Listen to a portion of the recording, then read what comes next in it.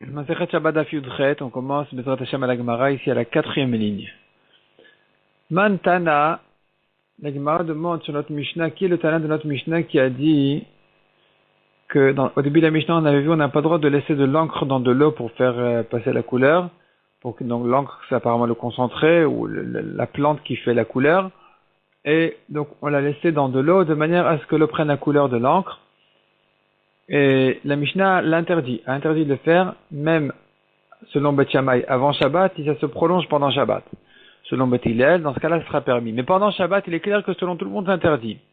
Et donc la Gemara demande, Man Tanaki, le Tana qui dit comme ça, que Netinat Maim Ledio Zoi Shriatan, que de mettre de l'eau dans l'encre, ça s'appelle Shriatan, c'est de cette manière-là qu'on prépare l'encre. Ça s'appelle avoir... La Gemara va expliquer ensuite que ça s'appelle pétrir. Parce que c'est un produit épais, l'encre, qui se pétrit avec l'eau. Et ensuite on obtient cette encre en question. Et c'est interdit parce qu'il est interdit pendant Shabbat de pétrir. Et donc la question elle est, qui est le Tana qui pense que de laisser, même sans pétrir avec ses mains, même sans faire vraiment une action de pétrir, rien que le fait que ce soit dans de l'eau, ça s'appelle déjà pétrir. Donc ça c'est la question. Qui c'est qui pense comme ça? Répond la Gemara, Marav Yosef Rabbihi. C'est Rabbi qui dit comme ça. Les Tanya, comme on voit clairement dans une braïta, si un homme a mis la farine dans le récipient et le deuxième a mis de l'eau, Acharon chayav divrei Rabbi. Le dernier, il est chayav. Il est chayav de korban chatat, beshogeg, ou bien il est même chayav skila bemezid, comme on a vu au début de la Masechet. Donc quelqu'un qui a fait ce travail interdit pendant Shabbat que de mettre de l'eau sur de la farine, ça s'appelle pétrir, même sans toucher. Ça s'appelle pétrir, donc il est chayav d'un korban khatat s'il savait pas que c'est interdit, il est chayav skila s'il savait que c'est interdit, selon Rabbi. Rabbi aussi Omer, ou bien Rabbi aussi Rabbi Uda Omer, et non chayav atche gabel. Selon Rabbi aussi Rabbi Uda, il n'est chayav que si vraiment il a pétri avec ses mains. Ou plutôt qu'il a fait donc vraiment un maaseh, une action de pétrir. Amar le Abaye, Abaye a demandé à son maître Rabbi Yosef qui a dit que notre Mishnah elle va comme ce Tana, comme Rabbi, qui pense que rien que de mettre dans l'eau ça s'appelle déjà pétrir. Et Abaye lui a demandé, Vedilma, peut-être que c'est différent. Ad kalokama Rabbi aussi. Jusqu'ici, Rabbi aussi n'a parlé, et la bekemar, que à propos de la farine, des bargiboul ou qui peut être, on peut la pétrir. Et donc, c'est pour ça que Rabbi a dit, une chose comme de la farine on pourrait en faire de la pâte, on pourrait la pétrir. C'est là où je dis qu'en mettant de l'eau dessus, ça s'appelle pétrir. Aval dio de la bargiboul. Mais l'encre on peut pas vraiment pétrir l'encre, on n'en fait pas une pâte. Alors, Emali Chayev, j'aurais pu croire, je pourrais dire ici que selon tout le monde il est Chayev, on n'a pas besoin d'arriver à Rabbi. Même Rabbi Yassib Rabuda qui a dit qu'il est patour dans la farine, ici il pourrait être Chayev parce qu'il n'y a pas vraiment une étape qui s'appelle pétrir pour de vrai d'en faire de la pâte. Los al-Kadatar. La Gemara dit non, ne pense pas comme ça. Détania, car on a une braïta qui dit clairement, celui qui met de la cendre, et l'autre qui met sur la cendre, il met de l'eau, Acharon chayav divrei Rabbi. Le dernier, il est chayav. Donc, pour avoir mis de l'eau, il est déjà chayav. Il n'a pas besoin de pétrir vraiment. Il est déjà chayav. Rabbi Yossi Rabbi Uda Omer, Hache Gabel. Selon Rabbi Yossi Rabbi Uda, c'est que s'il a pétri qu'il est chayav. Donc, on voit que même dans de la cendre, qui n'est pas comme de la farine, qui nous rappelle plutôt l'encre, qui est une chose qui ne se pétrit pas, on est quand même chayav dessus. C'est-à-dire, la cendre dans l'eau, en fait, ça va faire de la cendre mouillée, ça va pas faire une pâte. Et donc, malgré tout, on voit ici que il est chayav, selon Rabbi, et que selon Rabbi aussi, Rabbi Uda Omer, Hachi Gabel, jusqu'à ce que vraiment, il fasse comme s'il pétrit. Et donc, on voit que même dans une chose pareille, c'est que si il a pétri qu'il est chayav. Sinon, selon Rabbi Yossi Rabbi Uda, il est patour. Donc notre Mishnah qui dit qu'il est chayav dans l'encre ne va pas comme Rabbi Yossi Rabbi Uda, mais que comme Rabbi.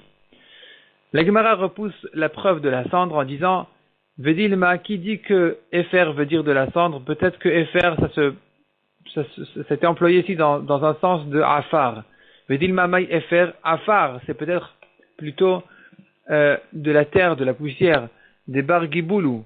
C'est plutôt la poussière de la terre qui peut, lui, être pétrie. On en fait de la boue, on en fait du ciment, ou on peut en faire une pâte. Et donc, c'est là où Rabbi Yossi ben Rabbi Yehuda a dit qu'il n'est chayav que s'il est pétri. Mais si c'était une chose qui ne peut pas vraiment être pétri, comme par exemple l'encre ou même la cendre, là peut-être que tout le monde serait d'accord qu'il est chayav dès qu'il a mis de l'eau dessus. La Gemara dit pourquoi tu dis que Efer c'est Afar, Ve'atanya Efer, Ve'atanya Afar. Pourtant on a deux braïtot, une qui dit Efer et l'autre qui dit Afar. Donc on voit que celle qui dit Afar, c'est effectivement, c'est vrai, c'est de la terre, mais celle qui dit Efer, ça ne peut être que de la cendre, parce que sinon, pourquoi une dit Afar et l'autre dit Efer? Donc si on a deux braïtot, c'est que celle qui dit Efer, elle veut vraiment dire de la cendre. Donc on voit ici que même à propos de la cendre, on ne peut pas la pétrir, Rabbi Yossi ben Rabbi Yehuda a dit qu'on est patour si on l'a mise dans l'eau, ou bien on a mis de l'eau dessus. La Gemara dit non, Midea Gaba Dadetania, est-ce que ces deux braïtot ont été enseignés au même endroit? Peut-être que c'est un Beth Midrash qui a enseigné Efer, l'autre Beth Midrash a enseigné Afar. Les deux parlent de la même chose. Le Efer n'est pas de la cendre, c'est du Afar. Et donc, c'est une chose on peut la pétrir. C'est pour ça que Rabbi Yossi ben Rabbi Yehuda dit qu'il est pas tour jusqu'à ce qu'il fasse vraiment une action de pétrir. Mais, de la cendre, même lui, il serait d'accord qu'il est chayav, même sans pétrir, même en mettant de l'eau dessus, puisqu'il n'y a pas vraiment une étape que de pétrir. Donc, même en mettant l'eau, ça s'appelle déjà avoir pétri. Et de même pour l'encre, qui dit, donc revient à la question, que notre Mishnah ne va pas comme Rabbi Yossi ben Rabbi Yehuda, qui a dit Rabbi Yosef que notre Mishnah ne va que comme Rabbi, et pas comme Rabbi Yossi ben Rabbi Yehuda. Demande à Abaye peut-être que notre Mishnah va même comme Rabbi Yossi ben Rabbi Yehuda, qui a dit qu'il est patour, sauf si vraiment il a pétri. Et ça, on dira que Rabbi Yossi ben Rabbi Yehuda n'a parlé que d'une chose qui peut vraiment faire de la pâte, on peut vraiment la pétrir, comme de la farine, comme peut-être aussi de la terre, mais autre chose comme la cendre ou l'encre de notre Mishnah, là-bas même lui serait d'accord peut-être qu'en mettant de l'eau dessus, on est déjà chayav. Donc ça reste comme ça. La Gemara laisse les choses comme ça. Notre Mishnah, a priori, on voulait dire qu'elle ne va que comme Rabbi, et on a repoussé un petit peu, on a pris un peu quand même de recul en disant, ça pourrait finalement, qui dit que ça ne va pas aussi comme Rabbi Yossi ben Rabbi Yehuda, peut-être que lui serait d'accord dans notre cas. On continue aux deux points. Tanu Rabbanan, la Mishnah, la Braïta ici, elle va citer encore toute une liste de choses qui se font avant Shabbat et qui se terminent pendant Shabbat. Est-ce qu'on a le droit de le faire ou pas? Donc, premier exemple de la Braïta. Potkin Tanu Rabbanan.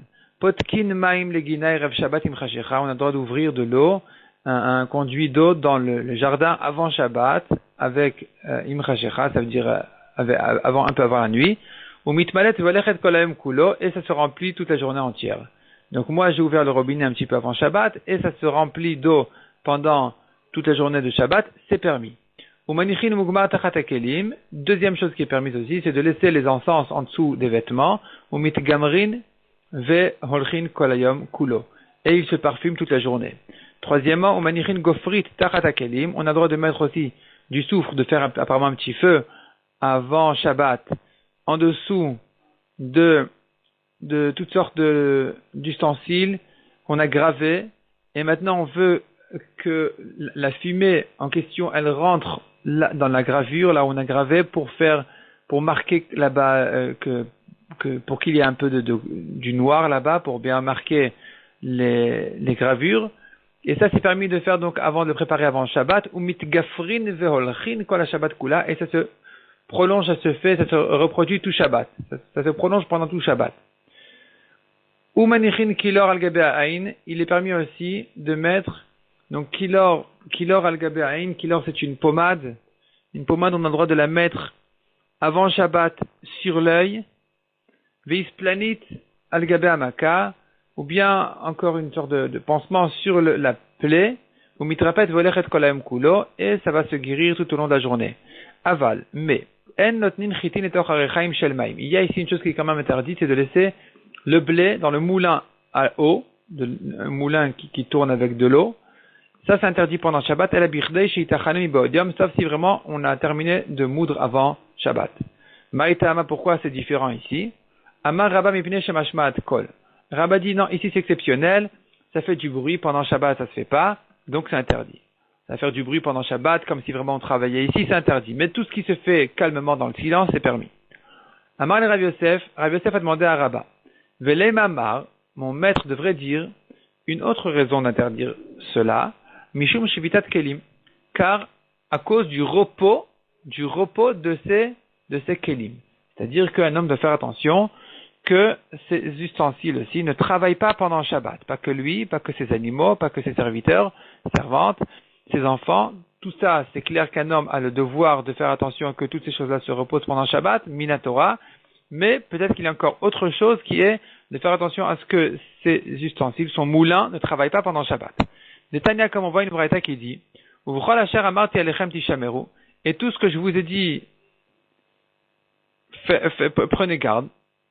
Les rabbot shivitat kelim, ça vient inclure que même ces ustensiles ne travaillent pas pendant Shabbat, donc le moulin ne doit pas travailler pendant Shabbat. Et peut-être que cette braïta, elle va comme, la braïta qui interdit le moulin pendant Shabbat, elle pense ce problème-là. C'est pour ça qu'on l'interdit. On n'a pas besoin de dire que c'est parce que ça fait du bruit. Même en silence, ça aurait été interdit. Et là, Rav Yosef, Mishum Shividat Kelim. Donc Rav Yosef, lui, il n'est pas d'accord avec Rabba. Lui, il pense que la raison d'interdire le moulin pendant Shabbat, c'est parce que, pas à cause du bruit, mais parce qu'un homme a le devoir de tâcher à ce que son moulin se repose pendant Shabbat. Ve'ashta, dit la Gemara. Et maintenant, De'amrat le Batilel itlo Shividat Kelim. Maintenant que Rav Yosef, on a l'impression qu'il veut dire, même selon Batilel, un homme a le devoir de faire attention à ce que ces Kelim se reposent pendant Shabbat. Alors, Deoraita, Shivitat Kelim Deoraita, que c'est interdit de la Torah de laisser son moulin travailler pendant Shabbat. Alors, se reposera la question sur toute la liste qui était permise ici. Gofrit ou Mugmar, Maïtam Asharu, pour quelle raison on a permis le soufre ou les encens en dessous des vêtements, on l'a permis de le préparer avant Shabbat alors que ça se fait pendant Shabbat, alors qu'a priori on devrait dire, il a ici ces encens dans ces récipients qui travaillent pendant Shabbat. Le soufre, il a laissé aussi dans son récipient et ça travaille pendant tout Shabbat, ça met de la couleur dans les gravures. Et donc pourquoi c'est différent, puisque Rav Yosef pense que c'est interdit de la Torah que mes ustensiles ne travaillent pendant Shabbat. Or ici, mes récipients, voilà, ils travaillent pendant Shabbat. Ils laissent des odeurs, ils laissent de la trace dans les gravures. Et répond la Gemara, Mishum delo ka'avid ma'aseh, car il ne fait pas d'action. Il ne fait pas d'action. Et donc, c'est-à-dire même son récipient ne travaille pas ici. Contrairement au moulin, le moulin il bouge. Mais le récipient dans lequel sont posés les encens ou comme on a vu, le soufre, tout ça, il y a rien, il y a aucune action de fait, même par ces ustensiles, même par ces récipients. Ça, c'est permis pendant Shabbat. Unin shel pishtan maïtam asharu, demande la Gemara. Unin shel pishtan, on a vu dans la Mishnah qu'il était permis de laisser du lin au four pour le nettoyer pendant Shabbat, alors que si on l'a rentré avant Shabbat, pour quelle raison c'est permis, alors qu'ici, voilà, ça travaille? Répond la Gemara, Mishum de l'okavid maaseh ou min achnaicha. Ici aussi, il n'y a pas de maaseh de fait, c'est pas le moulin qui bouge, tout est posé, ça se fait tout seul, ça c'est permis. Mais tout atraya ve'of, ve'dagim, de kavid maaseh, demande la Gemara, les pièges de bêtes sauvages, de volailles, de poissons, ici il y a une action de fait parce que les pièges en général, dès que l'animal y rentre dedans ou la bête rentre dedans, ça saute dessus et ça s'accroche sur son pied ou ça le retient, ou il y a quelque chose de fait ici, ça bouge. Donc maïta machar, ou pour quelle raison on l'a permis de les préparer avant Shabbat quand ça risque finalement d'attraper la bête pendant Shabbat? Répond la Gemara Hatam Nami, là-bas aussi il s'agit de quoi? Belachev vekukre. Il s'agit là-bas, c'est comme un peu une canne à pêche et la canne ne bouge pas, elle est posée sur place, le poisson il vient, il s'accroche là-bas, il peut plus sortir. Donc il est accroché tout seul et il peut plus sortir. Vekukre, c'est aussi une sorte de filet dans lesquels les poissons s'enfoncent, ou plutôt c'est des roseaux qui sont larges d'un côté, étroit dans l'autre. Le poisson il rentre du côté large, il s'enfonce dans le côté étroit, il peut plus sortir. Marche arrière il peut pas faire parce qu'il se frotte dans le bout des roseaux. Et donc il est bloqué, mais finalement il n'y a aucun maaseh de fait. Ça ne bouge pas pendant Shabbat. C'est lui qui s'enfonçait là-bas et qui restait bloqué. Donc déloqué à vide maaseh, dit l'Agmara, il n'y a pas ici de maaseh de fait, il n'y a aucune action de fait.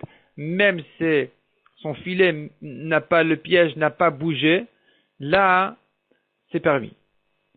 Donc tout ça, c'est selon Rav Yosef, qui veut dire que même selon Beth Hillel, il est interdit que ces kelim ne fassent un travail pendant Shabbat. Un homme doit attacher à ce que ces biens ne bougent pas, ne travaillent pas pendant Shabbat, sauf si on a vu, tout se fait en silence sans bouger, pas en silence, plutôt sans bouger, là c'est permis.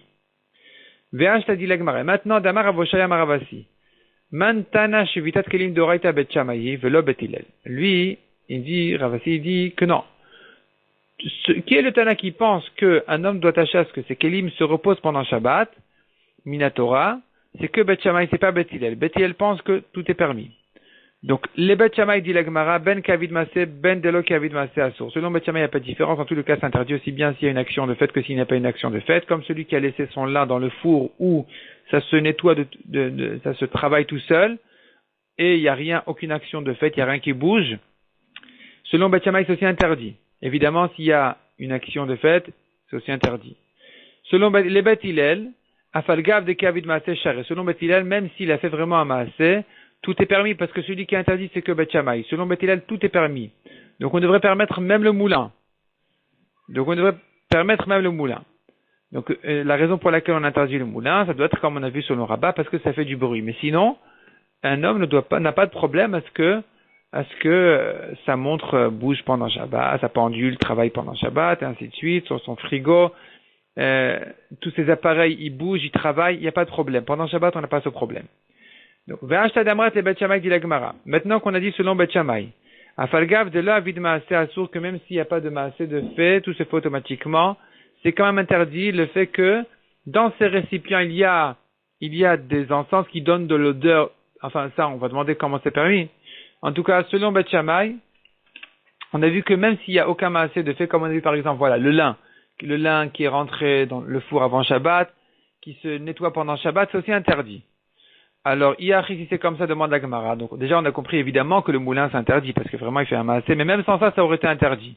Même si le moulin ne bougeait pas, ça se faisait automatiquement, ça aurait été interdit. Maintenant, on ne comprendra pas le début de cette braïta-là. La braïta ici avait permis toutes sortes de choses. Et là, on est en train de dire que la braïta qui a terminé par interdire le moulin ne va plutôt que comme Bet Shammai.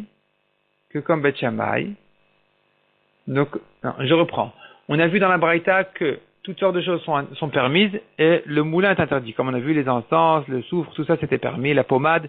Le moulin est interdit. La Gemara est en train de dire que celui qui interdit le moulin, c'est pas Bet Hillel, pas à cause du bruit, c'est Bet Shammai tout simplement. Bet Shammai qui ne permettent pas de laisser ces appareils travailler Shabbat. Donc je pose la question, déjà, ça va, le moulin on a compris, c'est interdit. Mais on ne comprend pas pourquoi le début de la braïta était permis. Pourtant, on est en train de dire que selon Bet Shammai, tout est interdit, même s'il n'y a pas de maasé de fait, même si ça se fait automatiquement. Donc, Iachi demande à Gemara, les derniers mots du Daf, on tourne la page, enfin du Hamoud, on tourne la page. Mugmar vegofrit maïtam asharu Bet Shammai. Si c'est comme ça, alors les encens, le soufre, pour quelle raison Bet Shammai ont permis que ça se fasse pendant Shabbat? Répond la Gemara, hatam manach ar'a. Là-bas, c'est posé sur le sol. C'est pas posé dans ces récipients, c'est posé sur le sol. Ici, j'ai pas de problème. Bet Shammai nous interdit que le cas où mes récipients travaillent pendant Shabbat, même s'ils travaillent passivement, sans bouger, sans rien faire, si c'était dans un récipient, ça aurait été interdit parce qu'il se trouve que mon récipient est en train de mettre de l'odeur dans mes vêtements. Or, c'est pas ça le cas. Ici, les braises, les encens sont posés sur le sol, par terre. Dans ce cas-là, Bet Shammai sont d'accord que c'est permis. La Gemara pose d'autres questions, on va pas comprendre selon Bet Shammai. Gigit, c'est celui qui met dans ses tonneaux, il met de la bière qui se fait au moins pendant 8 jours, donc on a toujours un Shabbat dedans, et ça se fait tout seul, ça se travaille tout seul, et c'est permis, parce que on voit bien que selon Bet Shammai, on a le droit de préparer de la bière, on n'achète pas la bière des goïm, forcément. Donc, il y a un Shabbat ici, où son tonneau est en train de travailler, même en silence, même sans bouger, mais ça devrait être aussi interdit. Ça, c'est le problème de Gigit. Deuxième problème, c'est Vénère. D'accord, on allume les nérotes avant Shabbat, on allume les bougies de Shabbat, et la bougie, elle reste allumée pendant Shabbat. Donc maintenant, finalement, j'ai un récipient dans lequel se trouve l'huile et la flamme, qui est en train de travailler gentiment pendant Shabbat, ça devrait être interdit selon Bet Shammai. Ukdera, ma marmite dans laquelle il y a les plats de Shabbat, qui est sur le feu pendant Shabbat, ça devrait être aussi interdit. Veshapoud, c'est celui par exemple qui est en train de griller, donc il est en train de griller il a la broche qu'il faut, le récipient qu'il faut pour mettre la viande dedans, par exemple, et la laisser griller au feu. Eh bien, ici, il se trouve à nouveau qu'il a un récipient qui travaille pendant Shabbat. Donc, Maïta Masharu Bet Shammai. Pour quelle raison Bet Shammai permet toutes ces choses-là? Répond la Gemara des Mafkar les Wafkouri. Il les abandonne. Avant Shabbat, il abandonne toutes ces choses-là. Son tonneau, sa bougie, sa marmite, tout ça il abandonne avant Shabbat, donc c'est pas à lui. C'est pas à lui, il n'y a pas de problème que ça travaille pendant Shabbat. Ça c'est selon Beth Shammai. Selon Beth Shammai, s'il n'a pas abandonné, c'est interdit. Si il les a abandonnés, c'est permis. Man Tana demande la Gemara qui est le Tana Leadetanu Rabbanan de cette braïta qui a enseigné cette braïta qui dit Lotemale Isha Kedera Asasiot Veturmusin, une femme n'a pas le droit de remplir sa marmite. De Asasiot Veturmusin, ce sont des choses qui ont du mal à se cuire. Donc vraiment, il faut laisser pendant longtemps au feu. Vetaniach Letoch Atanu Rerev Shabbat Imchashecha, et qu'elle les laisse. Donc elle n'a pas le droit de remplir pour laisser cette marmite-là dans le four avant Shabbat, avant Shabbat et ça, proche de la nuit. Ve'im netanan, et si elle les a quand même mis au four, les motei Shabbat, asurin birde she'asu, ça c'est interdit après, à la sortie du Shabbat, tant que n'est pas passé un moment où il aurait pu le faire après Shabbat, pour ne pas qu'il profite de ce travail qui a été fait pendant Shabbat. Donc il doit attendre le temps que ça dure à cuire, s'il avait mis après Shabbat plutôt, s'il avait mis après Shabbat au feu. Kayotebo, de même, dit la Braïta, le Emalen Artom Chavit Shelmaim Veniach Letochatanour n'a pas le droit à un boulanger de remplir un tonneau d'eau et de le mettre au four Erev Shabbatim Chashecha avant Shabbat. Veim Asaken le Motzei Shabbat Asurin Bichdeshasu. S'il a fait ça, eh bien, à la sortie du Shabbat, c'est interdit Bichdeshasu le temps que ça se chauffe, que l'eau se chauffe après Shabbat. Apparemment, le boulanger avait besoin d'eau chaude et donc lui, il avait le grand four, donc il le faisait facilement. Et donc, on lui disait, tu n'as pas le droit de rentrer le avant Shabbat, et pour que ça se chauffe pendant Shabbat. Si tu l'as quand même fait, tu devras attendre après Shabbat le temps que ça se chauffe après Shabbat. Lema Bet Shammai velo Bet Hillel. Disons que cette braïta ne va que comme Bet Shammai, pas comme Bet Hillel. Parce que selon Bet Shammai, on a vu un homme de faire attention à ce que ses appareils ne travaillent pas pendant Shabbat, son four ne travaille pas pendant Shabbat. Selon Bet Hillel, on a vu que c'était permis. Donc pourquoi ici c'est interdit? Ça ne va que comme Bet Shammai, pas comme Bet Hillel. Répond la Gemara, Afilu Tema Bet Hillel, même si tu veux, ça va comme Bet Hillel, il n'y a pas de problème. Gzera Shema Yichate Bagechalim. Ici, la Gemara, elle vient avec une nouvelle halakha, une halakha vraiment très, très importante pour les halachot de Shabbat à connaître, une halakha très, parmi les halakhot essentielles de Shabbat, qui s'appelle, on n'a pas le droit, ça s'appelle Shehiya, on n'a pas le droit de laisser un plat sur le feu pendant Shabbat. Ça, c'est pas une question de Shvitat Kelim, le repos de ces Kelim, c'est pas ça le problème, c'est pas que je dois faire attention à ce que mon four ne travaille pas pendant Shabbat, ça ne devrait être interdit que selon Bet Shammai, or ici même Bet Hillel sont d'accord que c'est interdit. La raison est une autre raison complètement, elle est une raison Gzera Shema Yechate Bagechalim, ça s'appelle Shema Yechate. On a peur que cet homme-là, il veuille presser la cuisson de la chose, eh bien, il va tripoter un peu les braises, de manière à renforcer la flamme, le feu, pour que ça cuise plus vite. Hier, il demande à Gemara si c'est ça la raison. Alors, Mugmar ve Gofrit Nami, Ligzor, à propos, comme on a vu des encens où il voulait parfumer ses vêtements, Gofrit, le soufre qu'il voulait mettre de la couleur dans les gravures de ses récipients, toutes ces choses-là, on devrait aussi décréter, interdire le fait que ça se fasse pendant Shabbat selon Bet Hillel, parce que il risque de renforcer les braises. S'il voit que le feu s'éteint, il risque quand même d'aller tripoter les braises pendant Shabbat et renforcer la flamme, ce qui est interdit de la Torah même. Répond la Gemara, Hatam le mechat eleu. Là-bas, il va pas toucher les braises. Dei mechat esalik bo kutra vekashileu. Car s'il va tripoter les braises, il y aura de la fumée qui va sortir. Et la fumée, elle va abîmer. Elle va abîmer ces choses-là, elle va abîmer ses vêtements, elle va abîmer ses récipients gravés. Donc, il risque pas de le faire, on ne craint pas. Il n'y a pas de xéra ici, donc ça sera permis de le laisser comme ça pendant Shabbat. Ça va noircir, il y aura de la fumée noire qui va mettre qui va salir toutes ces choses-là. Demande la Gemara, Unin shel pishtan nami ligzor. Comment ça se fait qu'on a vu dans notre Mishnah que selon Bet Hillel, il est permis de laisser, comme on a vu, le lin dans le four. On devrait interdire de peur qu'il risque de, comme on a dit, de renforcer le feu, de tripoter les braises. Répond la Gemara, Hatam kevan de kashelo zika. Là-bas, puisque le vent est mauvais pour eux, lo megalou le. Il va pas ouvrir le four pour renforcer les braises, parce que le vent qui va rentrer, l'air qui va rentrer, ça va abîmer, et ça va abîmer le lin, donc il risque pas d'ouvrir, il risque pas de découvrir le four, donc il va laisser fermer, on craint pas. Temar layora ligzor. On a vu que la laine qui est dans une marmite avec de la couleur pour la colorer. On a vu que selon Beth Hillel, c'est permis, même si ça se prolonge pendant Shabbat, on devrait ici aussi décréter qu'il risque de tripoter les braises pour renforcer le feu, pour que ça se fasse mieux. Répond la Gemara Marshmuel Biyora Akura. Il s'agit ici que la marmite n'est pas sur le feu. On l'a détachée du feu. Venechu Shema Megisba. On devrait craindre, demande la Gemara, qu'il mélange bien la laine avec les couleurs, de manière à ce que ça prenne bien la couleur. Or, c'est interdit pendant Shabbat de retourner le plat dans la marmite, même s'il n'est pas sur le feu, quand tout est brûlant, tout est très chaud. Ça s'appelle cuire. Si ça n'a pas été cuit complètement, ça s'appelle qu'il a cuit ce qui n'a pas été cuit, parce que ça va renforcer la cuisson de la pomme de terre, disons, qui n'a pas été cuite. Donc ici aussi, on devrait craindre que cette marmite-là, il va l'ouvrir pour bien retourner la laine dans la couleur, et finalement, il se trouve qu'il aura cuit pendant Shabbat. Répond la Gemara Be'akura Vetucha. D'abord, elle est akura, la marmite, elle est détachée du feu, elle n'est pas sur le feu. Ensuite, Vetucha, ça veut dire, elle est bouchée. On l'a bien fermée avec Rachidi, Bétit, Saviv, du ciment ou quelque chose comme ça. Donc c'est vraiment bouché, il voudra pas l'ouvrir pendant Shabbat, il a un rappel très clair, et donc on ne craint pas ça. Maintenant qu'on a enseigné Gzera Shema Yichate Bagechalim, maintenant qu'on a appris cette nouvelle halakha, cette nouvelle Gzera où les Chachamim ont interdit de laisser un plat sur le feu de peur qu'il risque de tripoter les braises, alors d'après ça, on va rentrer un peu dans les détails de cette halakha. Haikdera Chayta Shari. Si le plat il est complètement cru, c'est permis. Shari la nucha erev Shabbat im chashecha. On a le droit de laisser avant Shabbat, avant la nuit, betanoura dans le four.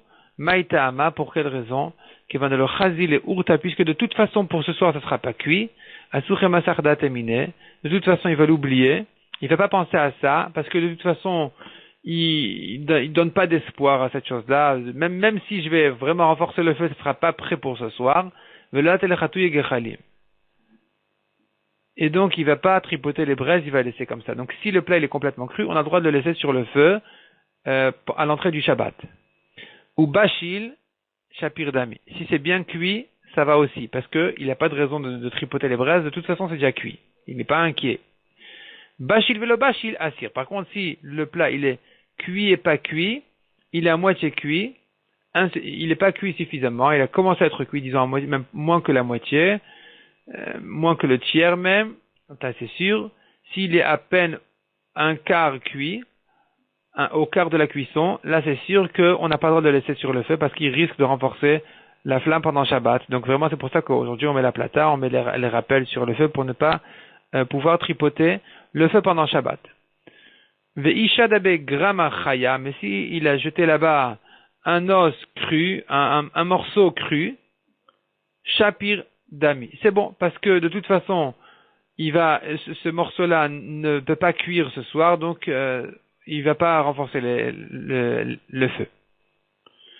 Ve'ashtada marmar. Et maintenant qu'on a enseigné kolmide de kachilezik à toute chose dont le vent est mauvais, comme on a vu à propos, on a vu du lin, qu'il risque pas d'ouvrir le four parce que le vent qui va rentrer, ça va l'abîmer. Donc l'homme est galoulé, il va pas le dévoiler, il va pas l'ouvrir. Haibisra de gadia ve sharik, shapir dami. Donc haibisra, cette viande-là, de gadia, du chevreau, ve sharik, si c'est bouché aussi, donc le feu, disons, il le met au four par exemple, et le four il est bien fermé, il est bouché. Shapir dami, c'est bon, il n'y a pas de problème, c'est permis parce que de toute façon il ne va pas l'ouvrir parce que le vent il va l'abîmer. Des barcha velo sharik asur. Barcha c'est Rachidi Aïl Gadol, un grand bélier. Velo sharik, et non seulement ça, mais même le four, on peut l'ouvrir facilement, il n'est pas bouché. Ça c'est interdit parce qu'il a deux problèmes. Donc finalement, si il a la viande du chevreau qui s'abîme avec le vent, et le four il est bien fermé, il est bouché. Donc ici il a deux avantages. Là c'est permis. S'il a les deux inconvénients, comme par exemple le bélier comme on a dit, et le four peut s'ouvrir, ça s'interdit. Parce que d'abord le bélier ne s'abîme pas, la viande du bélier ne s'abîme pas avec le vent, et ensuite le four il peut s'ouvrir parce qu'on l'a pas bouché, là ça sera interdit. La question se posera dans le cas où on a un avantage et un inconvénient, comme par exemple, dit la Gemara, des gadia velo sharik. C'est de la viande, c'est un chevreau, mais, donc le vent est mauvais, il n'aura pas envie d'ouvrir, mais cependant le four n'est pas bouché. Il n'a pas vraiment mis du ciment sur le four. Ou bien des barcha vesharik, ou bien c'est du bélier, et donc il ne craint pas le vent, mais cependant vesharik c'est quand même 8 bouchées, donc il a quand même le rappel. Quel est le dîner, quelle est la lacha ici, ça sera permis ou interdit? Machloket. Ravashi sharev ravir mia midif tiasir. Selon Ravashi permis, selon Ravir mia interdit. Ou le Ravashi des sharev domalagmar selon Ravashi qui a permis. Veatnan, pourtant il y a une Mishnah qui dit clairement, en solin basar batal betsa, on n'a pas le droit de griller de la viande, de l'oignon ou un œuf, et la kedesh itol bodium, sauf si ça a été grillé avant Shabbat, était terminé déjà prêt avant Shabbat. Et donc, ici se pose la question, mais pourquoi c'est interdit? Pourtant, Ravashi, on a vu, il permet. Répond la Gemara de quelle viande il s'agit là-bas. Hatam de bacha velo sharik. Là-bas, il y a les deux inconvénients. C'est un bélier et le four n'est pas bouché. Donc là, Ravashi est d'accord que c'est interdit puisqu'il y a les deux inconvénients. Ikademre, il y en a qui disent, dit la Gemara, autre version qui enseigne toute cette marloquette autrement. Des gadia, si c'est de la viande de chevreau dont le vent est mauvais, ben sharik, ben lo sharik, shapir dami. Aussi bien si c'est bouché que si c'est pas bouché, c'est bon, c'est permis. Des barchanami ve sharik, shapir dami. Si c'est du bélier et que c'est bouché, alors c'est bon aussi. Parce que le four, il est quand même bien fermé, donc il risque pas de l'ouvrir. Qui pligue, et dans quel cas il y a la marloquette, la discussion c'est que dans le cas où il y a deux inconvénients. Des barcha ve lo sharik, et c'est le bélier. Donc, il n'est pas gêné que le vent rentre là-bas. Velo sharik, ensuite le four, on peut l'ouvrir facilement. C'est là où des Ravashi share et Ravir mia midaf tiasir. Ravashi il permet, Ravir mia interdit. Donc Ravashi permet vraiment dans tous les cas. Ravir mia interdit dans ce cas-là. Ou le Ravashi des share, et selon Ravashi qui permet dans tous les cas, se repose la question de la Mishnah qu'on a citée juste en haut. Ve'atnan en tzolin basar batal ubetza la kedeshi tzol mi bodium. Donc on a vu on n'a pas le droit de griller de la viande, de l'oignon et un œuf, sauf si vraiment il a été grillé avant Shabbat. Donc on voit que la viande est interdite. Or, selon Ravashi, on est en train de dire que tout est permis. Donc de quelle viande il s'agit? Répond la Gemara, Hatam, ici, là-bas de quoi il s'agit? Bebisra gumre. De la viande qui est posée vraiment directement sur les braises, pas dans le four du tout. Et là, il risque plus de tripoter les braises pour que ça se grille mieux. Mais sinon, selon Ravashi, on a vu, même si c'est de la viande de bélier où il n'est pas gêné par le vent, et même que le four, on peut l'ouvrir facilement, il n'est pas bouché, selon Ravashi, même dans ce cas-là, ça aurait été permis de le laisser comme ça pendant Shabbat. Amaravina, Haïkara Chaya Shapir Dami. Haïkara Chaya, Kara c'est un légume, le potiron, je pense. Chaya qui est cru, Shapir Dami, c'est bon, c'est permis de laisser sur le feu à l'entrée du Shabbat. Kevan de Kashilezika, puisque le vent est mauvais pour sa cuisson, Kebitra de Gadiadami, c'est comme de la viande de chevreau, et donc c'est permis. Bet Shammai Omrim en mochrin. On a vu dans la Mishnah encore, selon Bet Shammai, on n'a pas le droit de vendre à un goy juste avant Shabbat. Tanoura Banan, il y a une bratta qui rentre plus dans les détails. Bet Shammai Omrim le imkor adam cheftzol enochi. Un homme n'a pas le droit de vendre ses affaires à un goy. Velash ilen ou velé alveno. Il n'a pas le droit de lui prêter un objet ou de lui prêter de l'argent, ou même un prêt qui n'est pas rendu. En fait, yalvenu, ça veut dire comme ça. C'est comme un prêt d'argent. Quand je prête de l'argent, j'ai pas l'intention qu'il me rende exactement les pièces que je lui ai données. Il va me rendre la valeur de ce que je lui ai prêté. Tout prêt qui marche comme ça, je lui prête par exemple du sucre, il va me rendre du sucre. Évidemment, j'espère qu'il va pas me rendre le sucre que je lui ai prêté. Il va me rendre un autre sucre à la même valeur que ce que je lui ai prêté. Par exemple, de la farine, pareil. Toute chose qui est utilisée et qui est remboursée plutôt, ça s'appelle un prêt qui s'appelle yalvenu, alva'a. Un prêt par contre, comme un objet qui est prêté, qui est rendu lui-même, ça s'appelle she'ela, le ilenu. Donc ça, c'est interdit de prêter à un goy. Ces deux manières-là sont interdites. Veleitan le matana, ni même de lui donner un cadeau. Et la kadeshi agia leveto, sauf s'il peut arriver chez lui déjà à la maison avant Shabbat. Dans ce cas-là, c'est permis. Sinon, c'est interdit parce que les gens vont dire, il a donné au goy une mission. Ou Bet Hillel omrim kadeshi agia le bait asamuch lachoma. Selon Bet Hillel, il n'a pas besoin de pouvoir arriver chez lui, le goy. Il suffit qu'il puisse arriver à la maison qui est proche de la muraille de la ville d'à côté, c'est déjà suffisant. Rabbi Akiva Omer, Kedesh Etem Petach Beto. Selon Rabbi Akiva, il suffit qu'il sorte de la maison du juif avant Shabbat. Amar Rabbi Yossi Rabbi Yehuda, Hen livré à Rabbi Akiva, Hen livré Bet Hillel. Vient Rabbi Yossi Rabbi Yehuda dit, ne crois pas que Rabbi Akiva est en discussion avec Bet Hillel. Il dit, ce que Rabbi Akiva a dit, il l'a dit selon Bet Hillel. Donc, le bar Rabbi Akiva, elle est faresh, livré Bet Hillel. Rabbi Akiva n'est venu que expliquer les paroles de Bet Hillel en disant que Bet Hillel ne pense pas qu'il faut donner au goy suffisamment tôt pour que le goy puisse arriver à la maison la plus proche de la muraille, de la ville d'à côté. Non.